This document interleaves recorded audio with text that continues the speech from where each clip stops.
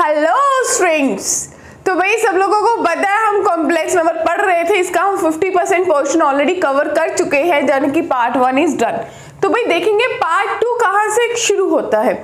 तो अगर अपन लोग बात करें ना तो 24 क्वेश्चन थे, इसमें से 12 के करीब क्वेश्चंस कर चुके हैं और लॉजिकली सोचा जाए तो हम लोग पॉलर एंड डी मोरिस तक क्वेश्चंस कर चुके हैं। तो आज हमारी जो टर्न है हम आगे का पार्ट 2 यहाँ से यहाँ तक कवर करने वाले हैं, जाने कि आज में होली सोली 2 टॉपिक्स है हमारे पास। एक तो मिसलेनियस वाले होंगे, एक हम बात करेंगे ज्योमेट्रिकल रिप्रेजेंटेशन की और रोटेशन थ्योरम। इन दोनों चीज़ों पे अपन बात करेंगे कि भाई कैसे सॉल्व करना है और कैसे चीज़ों को फर्दर हमें लेके जाना है, सो दैट कि भाई मेरे IIT में कोई इशू ना हो कि भाई क्या चल रहा है, कैसे करना है क्वेश्चन। तो अपन बात करेंगे अब हमने नेक्स्ट क्वेश्चन की 2 चीजें हैं। तो वेरी फर्स्ट टॉपिक पे बात करते हैं। तो वेरी फर्स्ट क्वेश्चन आप लोगों को जो दिख रहा है वो है कि if the centre and the radius of circle, ये मतलब वैसे भी मुझे पता है कि भाई मॉडुलस में कुछ कॉम्प्लेक्स नंबर दे रखा है तो वो सर्कल को रिप्रेजेंट करता है आर रिस्पेक्टिवली। इसका जो सेंटर है वो अल्फा कॉमा बीटा है और इसका जो रेडियस है वो गामा है। मुझे बताना है 3 into alpha plus beta plus gamma की वैल्यू कितनी होगी। तो स्टूडेंट्स ऐसा क्वेश्चन करने के लिए आप लोगों को क्या अप्रोच लगानी है, मुझे दे रखा है modulus z-2 divided by z-3 का मॉडुलस जो है वो 2 के बराबर है। दैट मीन्स z-2 का मॉडुलस का स्क्वायर जो है वो 4 टाइम्स z-3 के मॉडुलस के स्क्वायर के बराबर है। ठीक है जी। तो जब इस पे बात करने वाले हैं तो इसको स्क्वायर करा तो आपने z को मान लिया, भाई z जो तू है तेरे को मैं x प्लस आयोटा y ले लेती हूँ क्योंकि तुझको जगत ही x प्लस आयोटा y लेके रखा हुआ है। तो इसको अपन ले लेंगे x plus iota y minus 2 के मॉडुलस का square is equals to 4 times x plus iota y minus 3 के मॉडुलस का square. So my dear students, जितने लोग भी मेरे को फॉलो कर रहे हैं थोड़ा ध्यान से देखिए, इसको मैं सीधा सीधा सॉल्व कर देती हूँ। मैं इसको लिखूंगी x माइनस 2 का whole square plus y square is equals to 4 times x minus 3 का होल स्क्वायर प्लस y का स्क्वायर। इसको अपन यहाँ पे लगा लेते हैं ब्रैकेट। जब इसको सॉल्व करेंगे तो x square plus 4 minus 4x plus y square जो है वो बराबर होगा 4 into x square plus 9 minus 6x plus y square. तो ये कैलकुलेशंस आपके माइंड में भी ऐसे ही चलनी चाहिए, ये सारी की सारी टर्म उस तरफ ले जाते हैं। तो मेरे पास बनेगा 3x स्क्वायर प्लस 3y का स्क्वायर और ये 4 है, इधर बना 36 में से 4 माइनस करा तो मेरे पास बनेगा प्लस का 32 और ये 6 4 द 24 है और इस तरफ मेरे पास 4 है तो ये माइनस का 20x बना इज इक्वल्स टू 0।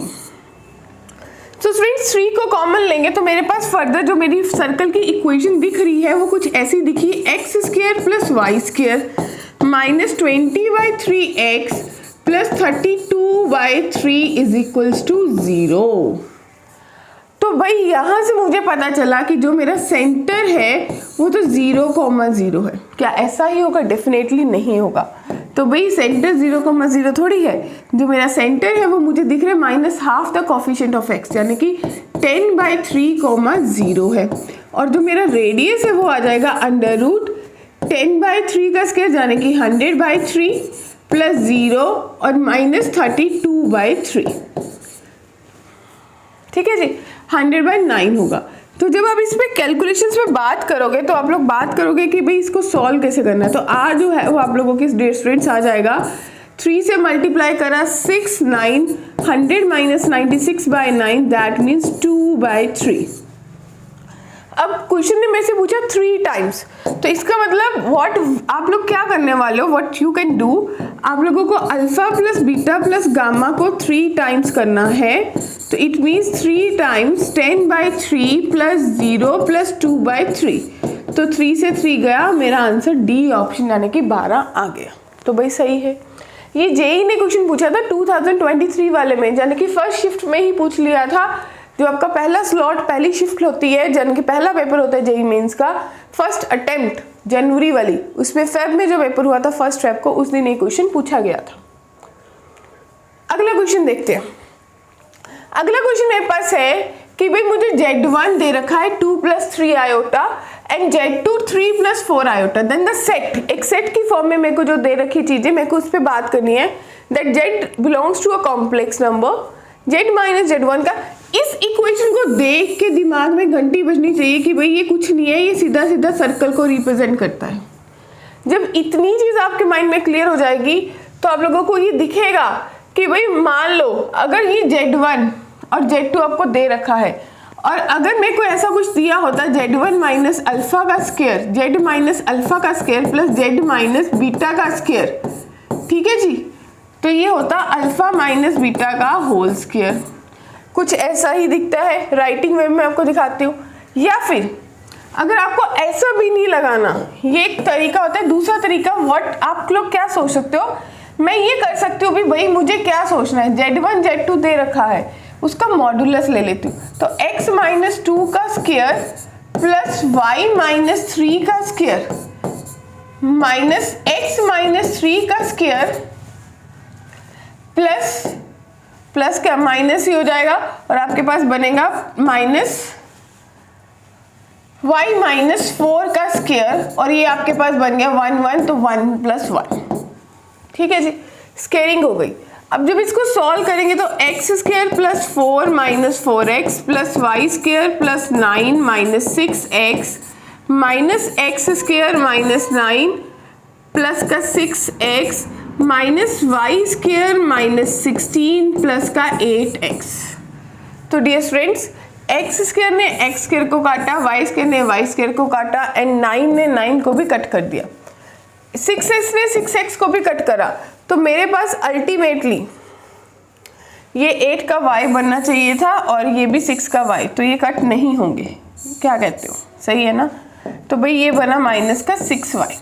तो आपके पास क्या बना, ये 4 बचा था, 4x और 6x ये पेंडिंग है, 6x आपने नहीं काटा, ठीक है, तो प्लस का 6x, तो ये बना प्लस का 2x और प्लस का 2y, और मेरे पास जो पेंडिंग टर्म बची है माइनस 16 प्लस 4। इट मीन्स मेरे पास जो बचा है, अगर सोचा जाए तो भाई कैलकुलेशन चेक कर लेते हैं, 4 बनेगा, 9 बनेगा, 16 बनेगा, तो ये 2 है और 4 है, राइट।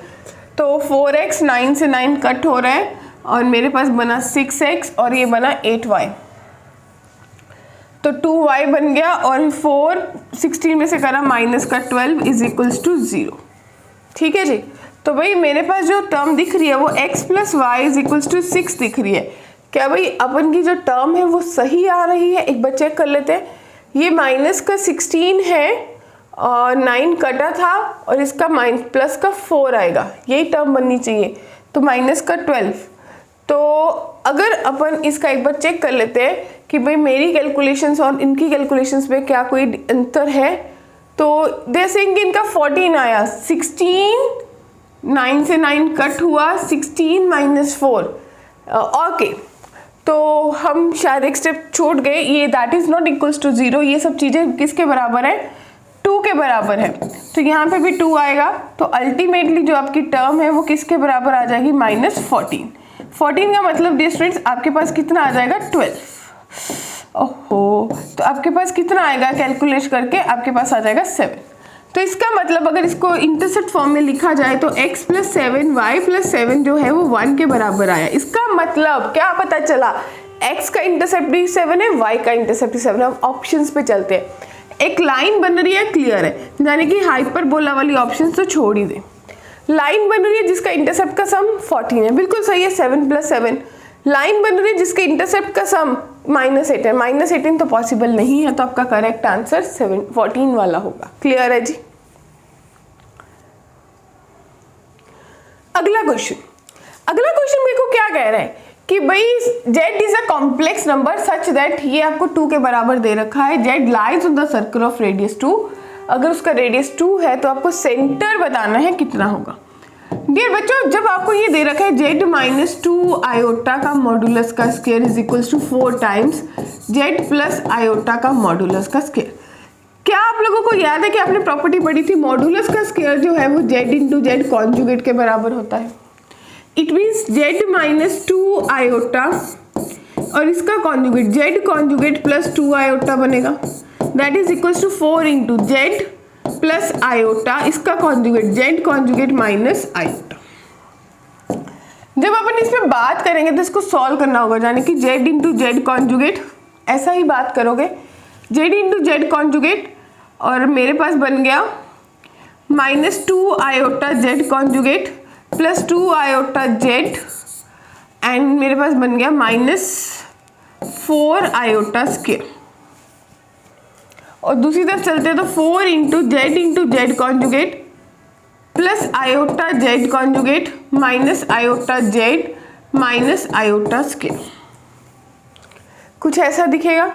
अब जब इसको सॉर्टेड सॉल्विंग करेंगे तो आपको जो मिल रहा है, वैसे मैं इस चीज़ के फेवर में नहीं हूँ, क्यों?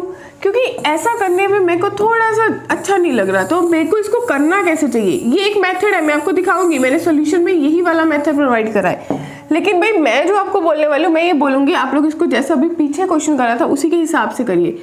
X square plus y minus 2 का whole square that is equals to 4 times x square plus y plus 1 का होल स्क्वायर। ठीक है जी, तो आपके पास बना x square plus y square plus 4 minus 4y जो है वो 4 times x square plus y square plus 1 plus 2y के बराबर होगी। इट मीन्स जब माइनस करेंगे तो 3x स्क्वायर बनेगा प्लस 3y स्क्वायर बनेगा, और आपके पास ये जो 4 है उस तरफ भी 4 है, 4 से 4 कैंसिल हो रहा है, माइनस 4y और 8y, तो आपके plus 12y is equals to 0। It means x square plus y square plus 4y जो है वो 0 के बराबर आ गई। ये मेरी सर्कल की इक्वेशन बन गई। इस सर्कल का सेंटर मेरे से पूछा गया है कहाँ पे है, तो भाई क्लियरली दिख रहा है कि इसका सेंटर, ये रेडियस तो 2 ही है। देखिए अगर इसका सेंटर में से पूछा जाएगा तो सेंटर कहाँ पे होगा, minus half the coefficient of x minus half the coefficient of y, यानी कि 0,-2 जो है वो मेरा इसका सेंटर बन रहा है, तो ऑप्शन डी जो है वो करेक्ट आंसर होगा। ये दूसरे वाला मेथड था जो मैंने आपको बताया। तो ये देखिए इसमें अपन ने थोड़े स्टेप स्किप कर दिए, तो इससे इजी वे में ये मेथड इज मोर कंफर्टेबल।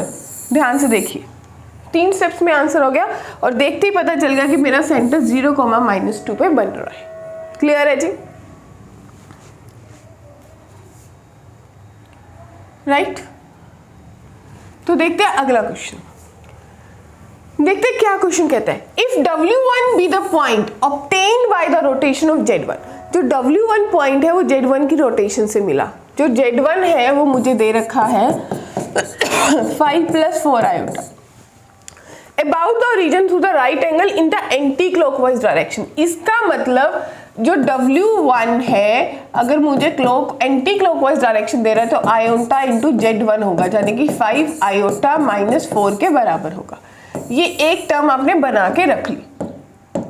जब दूसरी तरफ चले, कहते हैं W2 be the point rotten by Z2 जो मुझे है वो दे रखा है 3 + 5 iota about the region right angle in the clockwise. अब क्लॉकवाइज में दे दिया तो बच्चे W2 जो है वो माइनस आयोटा Z2 के बराबर होगा, यानी कि -3 आयोटा जो माइनस आयोटा स्क्वायर तो +5 ही बन जाएगा। क्लियर? तो आपको W1 माइनस W2 का प्रिंसिपल आर्गुमेंट बनाना है। तो पहले W1 माइनस W2 कैलकुलेट कर लेते हैं। W1 से W2 5 में से करा तो 8 आयोटा आ गया, -4 -9 यानी कि -9 + 8 आयोटा आपका एक कॉम्प्लेक्स नंबर बना जिसका आपको आर्गुमेंट निकालना है, प्रिंसिपल आर्गुमेंट। तो आप अगर tan थीटा लोगे और आपको पता है कि आप मॉड्यूलस लेते हो imaginary part upon real part 8/9। अब यहाँ से मुझे पता चला x नेगेटिव है, x नेगेटिव हम था सेकेंड क्वाड्रेंट में हो, तो भाई जो मेरा थीटा है वो बनेगा पाई माइनस tan इनवर्स 8/9। तो भाई सेकेंड जो इसका ऑप्शन है वो कौन सा है, पहला ही ऑप्शन सही आंसर दे रहा है, तो ए ऑप्शन इसका करेक्ट आंसर है। सही है जी? राइट बच्चों, अब आ गया अगला क्वेश्चन।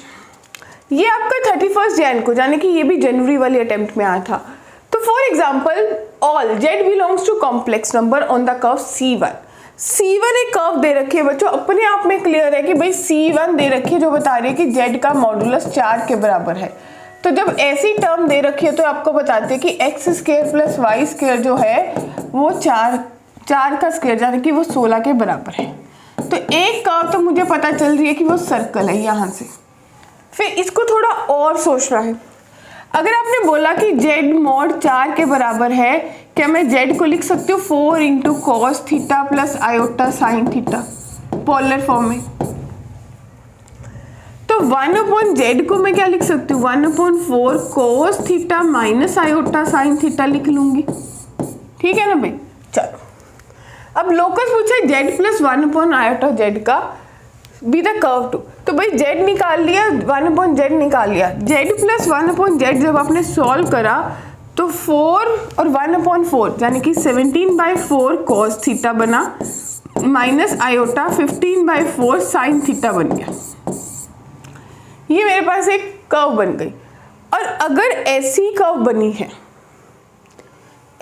बनी है तो यहाँ से आपको पता चल गया कि भाई जो मेरा x है वो 17/4 cos थीटा है और जो मेरा y है वो -15/4 साइन थीटा है। अगर आप इसको साइन थीटा और cos थीटा की वैल्यू निकाल के स्केयरिंग एंड एडिंग करेंगे तो आपके पास एक टर्म बनेगी। क्या बनेगी, क्या लग रहा है? जब आप इसको स्केयरिंग एंड एडिंग करेंगे, sine square theta plus cos square theta की वैल्यू निकाल लेंगे तो आपके पास तो आपके पास बनेगा 16x square by 289 plus 16y square by 225 जो कि 1 के बराबर है। अरे ये तो हाइपरबोला है, इसका मतलब ये जो कर्व दिखी थी ये मुझे एक हाइपरबोला दे रही है और एक मुझे पैराबोला दे रहा है। दो कर्व्स है, एक हाइपरबोला और एक पैराबोला, सॉरी एक सर्कल और पैराबोला, एलिप्स। तो भाई सर्कल और एलिप्स ये अपन ने गलत लिख दिया, ये अपन को एलिप्स दे रहा है। ठीक है जी, सर्कल और एलिप्स बना तो आपने बनाया कि एक सर्कल बनेगा जिसका रेडियस 4 है और एक हाइपरबोला बनेगा जिसका भी सेंटर ऑरिजिन है लेकिन उसके जो पॉइंट्स है वो 17/4 और 15/4 ऐसे कुछ आ रहे हैं आपके पास। तो भाई कुछ ऐसा कट करेगा तो आपको पता चलेगा कितने पॉइंट्स पे इंटरसेक्ट करा। जब सर्कल और एलिप्स मिलते हैं तो कितने पॉइंट्स पे इंटरसेक्ट करते हैं, 4। तो आपका करेक्ट आंसर आ जाएगा 4। अब अपन की टर्न आ गई है कुछ मिसलेनियस प्रॉब्लम्स की। ये मिसलेनियस प्रॉब्लम ऐसा नहीं कि concept out of the box है, ये वो क्वेश्चंस है जिनमें कैलकुलेशंस बहुत लंबी हैं। तो we will refer to for the solving, क्योंकि बहुत लंबी कैलकुलेशंस है तो उसके लिए अपन थोड़ा हिंट लेंगे, उसके बाद आप लोगों को सोल्यूशन पे मूव ऑन कर देंगे भाई कैसे आपको अटेम्प्ट करना चाहिए था।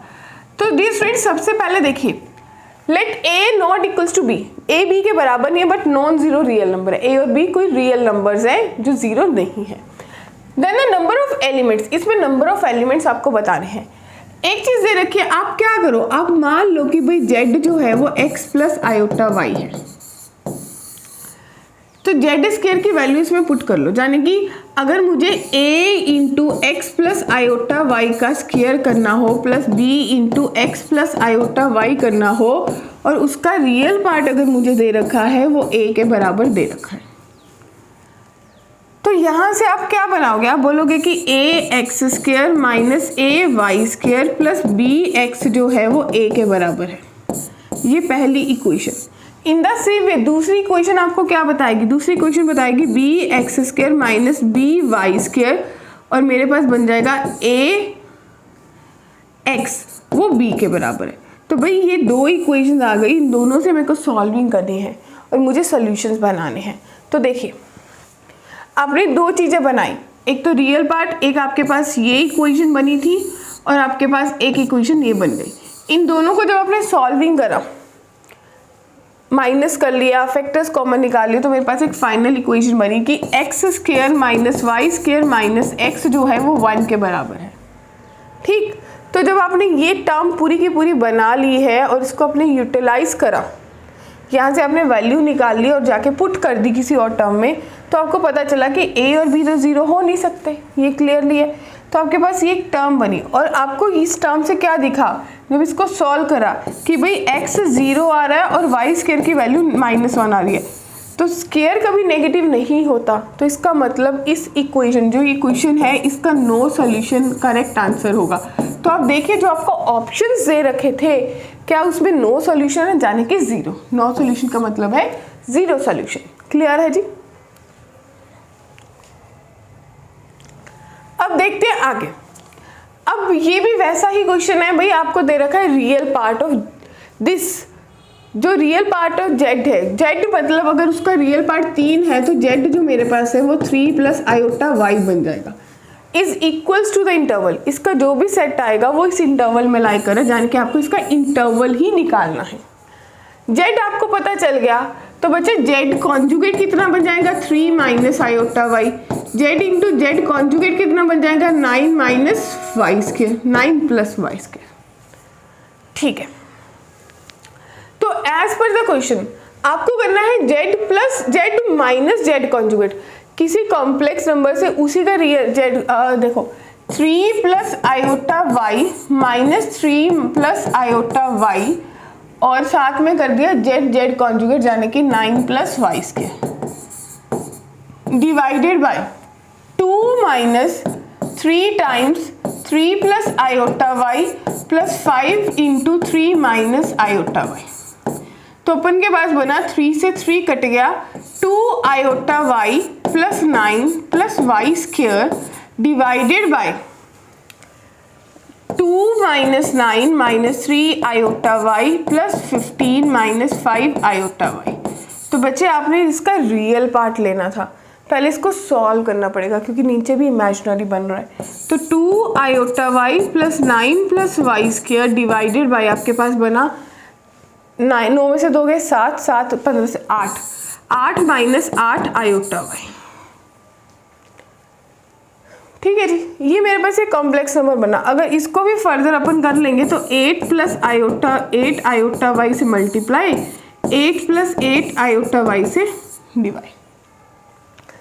8 अगर कॉमन ले लो तो लॉजिकली आपके पास 1/8 ही बन जाना चाहिए था। तो 2 iota y plus 9 plus y square और मेरे पास बन गया 1 प्लस आयोटा वाई और डिनोमिनेटर में 1 प्लस वाई स्क्वायर बना। सही है जी, तो मुझे इसका निकालना है रियल पार्ट। तो भाई रियल पार्ट के लिए फिर इसको सॉल्विंग करनी पड़ेगी, आयोटा जब जाएगा नहीं जाएगा तो उसी चीज़ों पे बात करेंगे। तो इसको जब सॉल्विंग करी आपने, यहाँ पे तक पहुँच गए और यहाँ से रियल और इमेजिनरी आपने अलग अलग निकाले, ये मेरा फाइनली रियल पार्ट बन गया वो पूरी सॉल्विंग करने के बाद। तो एज पर दिस अब क्वेश्चन ने मुझे क्या बोला है कि 1 प्लस वाई स्क्वायर जो है इसको सही से आपने लिख लिया कि भाई ऐसा लिख लेते हो, तो 1 का कोई रोल नहीं है। तो 1 प्लस वाई स्क्वायर जो है वो हमेशा पॉजिटिव देगा, जो हमेशा 1 से इन्फिनिटी में टर्म देगा आपको। ठीक है, तो 1 से इन्फिनिटी का, अब उसी को रेसिप्रोकल करा तो उसकी वैल्यू हमेशा 0 से 1 में आ जाएगी। फिर उसको 10 से मल्टीप्लाई करा तो उसकी वैल्यू 0 से 10 के बीच में लाई करेगी। उससे -1 कर दिया, -1 कर दीजिए पूरे फैक्टर्स, तो -9 प्लस 9 तक चली जाएगी। और उस टर्म को 8 से डिवाइड करा तो -1/8 से लेके 9/8 तक आप चले गए। तो ये मेरा अल्फा आ गया, ये मेरा बीटा आ गया। क्वेश्चन ने क्या पूछा कि मुझे वैल्यू निकालनी है 24 बीटा माइनस अल्फा की। तो अल्फा आपके पास आया -1/8 और बीटा आपके पास आया 9/8। तो आपको करना था 24 इंटू 9/8 प्लस 1/8, यानी कि आपके पास बना 24 इंटू 10/8, 8 3 दा 24। तो करेक्ट आंसर आपका 30 बन रहा है। ठीक है जी, देखिए अगला, जब ना बच्चों ऐसा क्वेश्चन दिखता है जिसमें देख के ही पता चल रहा है कि भाई ये कैलकुलेशन में ही टाइम जाएगा, क्वेश्चन को सोचने में टाइम नहीं जा रहा, तो कैसे? अल्फा जेड, अल्फा दे रखा है, जेड मुझे अलग से बी सेट, ए सेट अलग निकालना है, बी अलग निकालना है। ठीक है, तो आप क्या करो, सबसे पहले ए को सॉल्व कर लो। ए को सॉल्व करने का तरीका क्या है कि आप भाई ए जेड ले लो, अल्फा कॉन्जुगेट उसका जेड का कॉन्जुगेट ले लो, उनको मल्टीप्लाई करो डिनोमिनेटर। तो इसके लिए मैंने आपको बेस्ट वे में सॉल्व करके दे दिया कि भाई अल्फा जेड दे रखा था, अल्फा लिखा, जेड कॉन्जुगेट मल्टीप्लाई कर लिया, कॉन्जुगेट करके मल्टीप्लाई कर लिया, इन दोनों को माइनस कर दिया, फिर जेड का स्क्वायर लिया जो टर्म डिनोमिनेटर थी, और फाइनली ए की वैल्यू मैंने सॉर्ट कर ली। तो भाई मेरे पास ए की वैल्यू ये कुछ ऐसी बनेगी कि जो ए है that must be equals to, जो हमने सॉल्व कर लिया कि वो 4y minus 7x divided by xy minus 28 जो कि 1 के बराबर है। ठीक है बच्चों, इसके बराबर आ गया।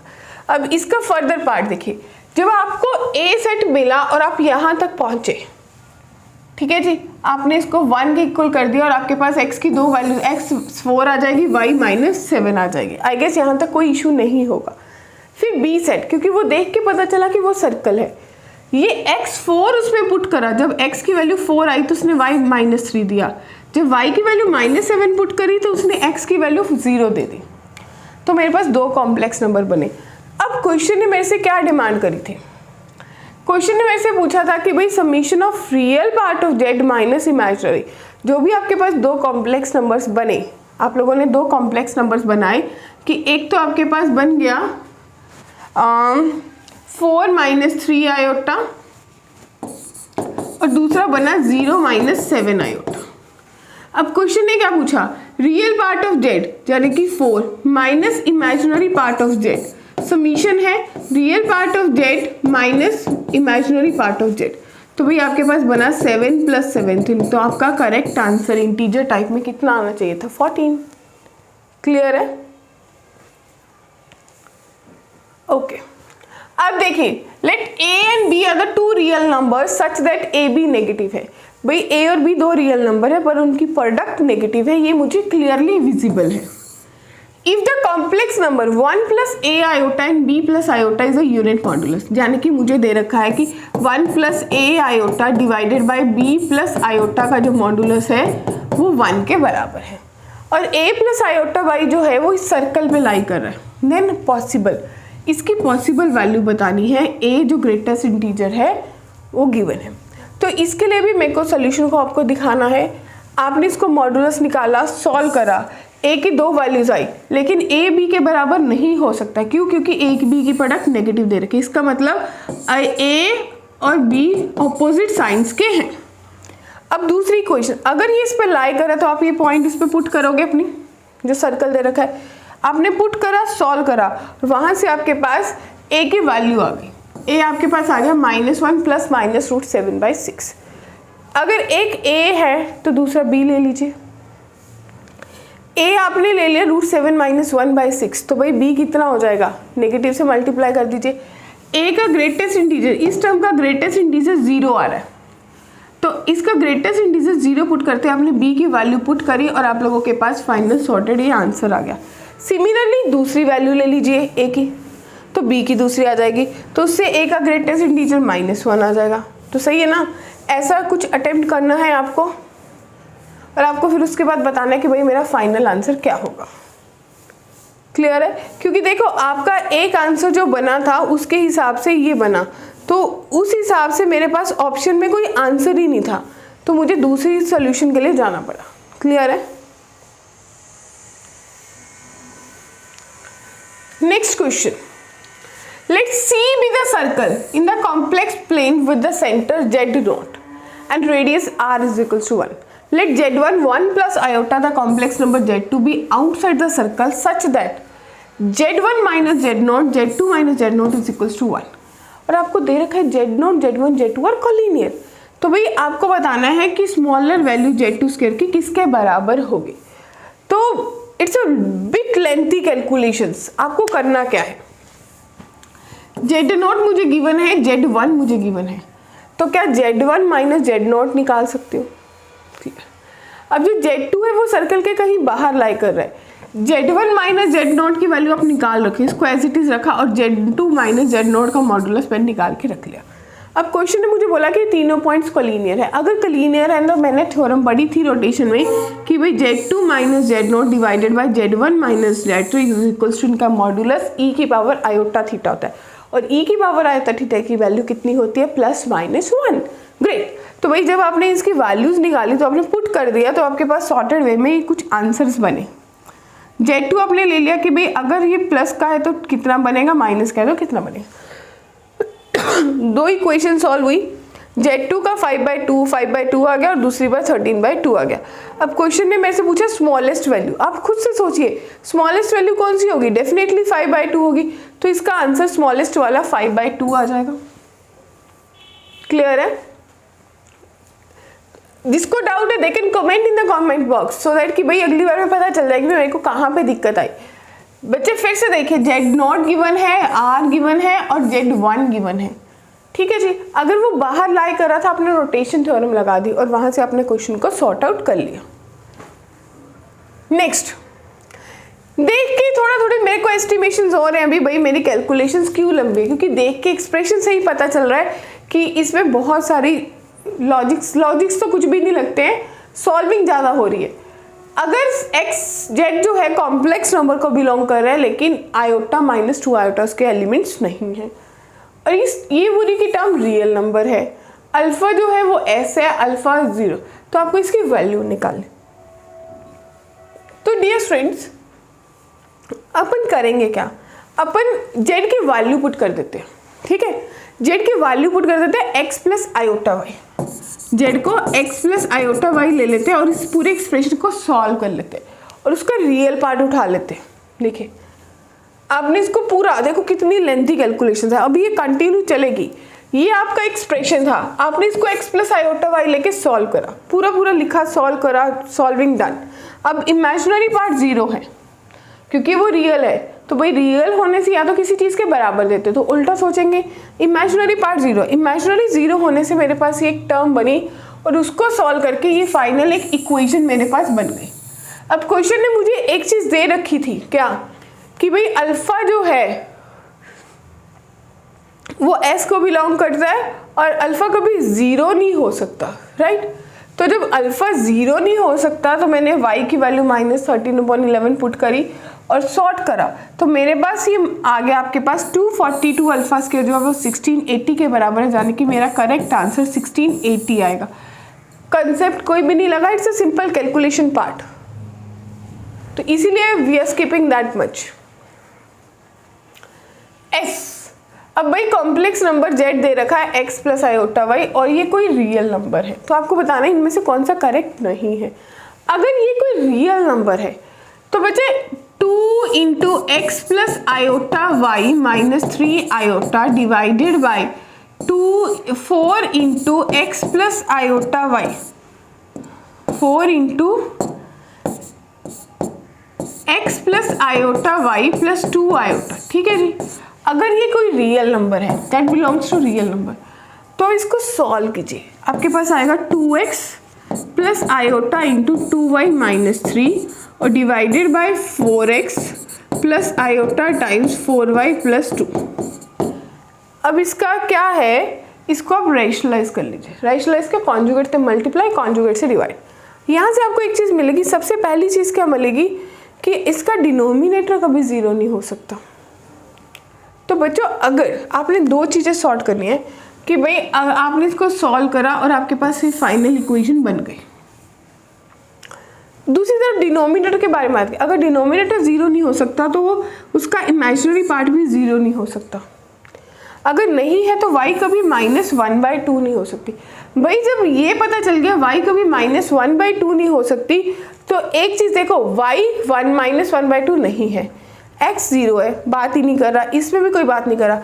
लेकिन b जो है वो नॉट करेक्ट है, क्योंकि b जो बात कर रहा है वो कह रहा है कि x 0 है, y -1/2 है। तो यह सॉर्टेड क्लियर है भी, x, y जो है वो 0, -1/2 नहीं हो सकते, क्योंकि मेरे को ये पता चल गया y -1/2 नहीं हो सकता। अब हमारा नेक्स्ट क्वेश्चन है, for alpha beta and z belongs to C, lambda greater than 1, और जो मेरे पास रूट लैम्डा -1 है वो इसका रेडियस है। अगर ये मुझे कोई सर्कल दे रखा है तो आपको याद होगा z - z1 के मॉडुलस का स्क्वायर, z - z2 के मॉडुलस का square is equals to z1 - z2 modulus square एक सर्कल को रिप्रेजेंट करता है। इसका मतलब जो z1 है वो अल्फा के बराबर आ गया और जो z2 है वो बीटा के बराबर आ गया। तो बच्चे मेरे पास जो रेडियस है वो अल्फा माइनस बीटा के मॉडुलस के डिवाइडेड बाय 2 के बराबर आ गया। अब क्वेश्चन ने मुझे क्या दिया, क्वेश्चन ने मुझे बोला कि इसका रेडियस कितना है, रूट लैम्डा -1, और उधर कितना दे रखा है, 2 लैम्डा। तो इसका मतलब अंडर रूट में लैम्डा -1 जो है वो किसके बराबर है, रूट 2 लैम्डा के बराबर है, राइट। तो भाई स्क्वेयरिंग एंड सॉल्विंग, आपको यहाँ तक पता चल गया कि भाई ये मेरा रेडियस है। अब क्वेश्चन में मुझे दे रखा था कि भाई अल्फा माइनस बीटा जो है एज पर द क्वेश्चन वो मुझे 2r जो है वो 2 लैम्डा दे रखा है, राइट। मुझे दे रखा है कि 2r जो है वो 2 लैम्डा के बराबर है। इसका मतलब r की वैल्यू लैम्डा के बराबर है। अब आप क्या करोगे, जब आप यहाँ तक पहुँचे तो आपने देखा कि भाई ये टर्म्स को सॉल्व करा और जब मेरे यहाँ तक पहुँची कि 2r √2 लैम्डा के बराबर है तो आपने इसको दोनों बराबर कर दिए। अल्टीमेटली आपने 2 टाइम्स, अपने बस ये नहीं करा था, ये 2 टाइम्स कर देना था जो दे रखा रेडियस था, तो 2 टाइम्स इसको करा, सॉल्विंग करी। 4 × λ-1 जो है वो 2 लैम्डा के बराबर है, तो 2 लैम्डा जो है वो 4 के बराबर है, तो भाई लैम्डा की वैल्यू 1/2 आ गई। ठीक है। अब क्वेश्चन ने मेरे से क्या पूछा, क्या लैम्डा की वैल्यू, अरे लैम्डा की वैल्यू बच्चों 2 के बराबर आ गई, तो मेरा करेक्ट आंसर 2 आएगा कि भाई जो मेरा लैम्डा है अल्फा माइनस बीटा का मॉडुलस है, जान की रेडियस है, वो 2 के बराबर आएगा। चलिए देखिए अगला प्रश्न, लास्ट क्वेश्चन है, बहुत लंबी कैलकुलेशन, पहले डरा रही हूँ। ओमेगा दे रखा है z conjugate k1 z k2 iota z lambda into 1 plus iota. Real part of इसका 0 है एंड बी द सर्कल जब उसका radius r in the first quadrant है और line y is equals to 1 and the y। और जब imaginary part 0 है तो वो इंटरसेक्ट कर रहा है ए बी पे सी को। बच्चे सबसे पहले जो ओमेगा है ना उसको सॉल्व कर लीजिए, ओमेगा में से रियल पार्ट निकाल लीजिए। भाई मेरे को देखना पड़ेगा मेरा रियल पार्ट कहाँ पे है। तो देखिए आपके पास ये गिवन ओमेगा था, क्वेश्चन ने बोला मेरा रियल पार्ट 0 है, तो आपने इसको सॉल्व करके वहां से निकाला कि भाई x² + y² k1 Z plus lambda जो है वो 0 के बराबर है। ठीक है, ये पूरी सॉल्विंग करी। जब इमेजिनरी पार्ट 0 है तो ये दूसरी चीज बन गई, 2 इक्वेशंस आपके पास बन गए। अब आपको ये पता चला कि भाई जब रियल पार्ट 0 था तो उसने बोला था मेरा सर्कल है जो y एक्सिस को रेडियस 1 है और y इज इक्वल्स टू 1 को टच कर रहा है। अगर कुछ ऐसा सर्कल है जो y इज इक्वल्स टू 1, देखिए कोई ऐसा सर्कल है जो y इज इक्वल्स टू 1, ऐसी कोई लाइन जा रही है y एक्सिस को टच कर रहा है और उसका रेडियस 1 है, तो भाई अगर उसका रेडियस 1 है तो वो सर्कल कैसा दिख रहा होगा, कुछ ऐसा ही दिखेगा। ठीक है, तो आपने देखा कि वो मेरा सर्कल जो है वो कुछ ऐसा दिखा जिसका रेडियस, जिसका सेंटर 1,2 है और उसका रेडियस अगर आप निकालोगे तो अंडर रूट में 1 + 2 का स्क्वायर 4 और -4, यानी कि जिसका रेडियस 1 है। ठीक है, तो आपने जब इसको देखा कंपेयरिंग करा तो आपको k1 k2 लैम्डा की वैल्यू निकली। जब k1 k2 लैम्डा की निकली तो आपने इस लाइन की इक्वेशन में भी पुट कर दी, भाई निकाली, पुट करी, सॉल्व करा। इन दोनों का इंटरसेक्शन, सर्कल और लाइन का इंटरसेक्शन निकालना था, मैंने निकाला तो मेरे पास a और b 2 पॉइंट्स आ गए। उसके बाद क्या था, क्वेश्चन ने मेरे से पूछा था ए बी का स्क्वायर इंटू 30, तो ए बी का स्क्वायर डिस्टेंस फॉर्मूला लगाया, उसको 30 से मल्टीप्लाई करा, तो मेरे पास इंटीजर टाइप में जो आंसर पूछा गया था भाई 24, तो वो क्वेश्चन। तो ये सब क्वेश्चन थे, ये वो क्वेश्चन थे जो आपके कॉम्प्लेक्स नंबर्स के सेकंड पार्ट में अपन ने इंक्लूड करे थे, राइट। तो लॉजिकली अगर देखा जाए तो क्योंकि हमारे कॉम्प्लेक्स नंबर ने 2 पार्ट्स में इंक्लूड कर लिया क्योंकि थोड़े से क्वेश्चंस लेंथी हो गए थे, तो अब हमारा जो अगला है यानी कि ये 21 वाला शेड्यूल ये 22 पे शिफ्ट हो जाता है, तो अपन इसको 22 को कल वाले दिन यानी कि अगले दिन टुमारो अपन लोग बात करेंगे प्रोबेबिलिटी पे। ठीक है जी, हम सॉल्विंग करेंगे प्रोबेबिलिटी के PYQs की। तो PYQs थोड़ा थोड़ा अपने पढ़ने आने से पहले, लेक्चर को देखने से पहले आपको क्या करना चाहिए, प्री रीडिंग करनी चाहिए। प्री रीडिंग में बस बर्नौलीज थ्योरम को छोड़ दीजिए, बर्नौलीज ट्रायल्स को छोड़ दीजिए, रैंडम वेरिएबल तक पूरा का पूरा एक बार प्रोबेबिलिटी के कंसेप्ट्स को देख के आइए, सो दैट कि आप लोगों को भी क्वेश्चन देख के पता चले कौन से कंसेप्ट से क्वेश्चन आ रहा है। ठीक है जी, तो अभी तक जिन्होंने लाइक शेयर नहीं करा है फटाफट कर दीजिए। फिर मिलेंगे अगले लेक्चर में अगली वीडियो के साथ अगले टॉपिक, यानी कि already well known to you, वो है probability. Thank you everyone, bye bye.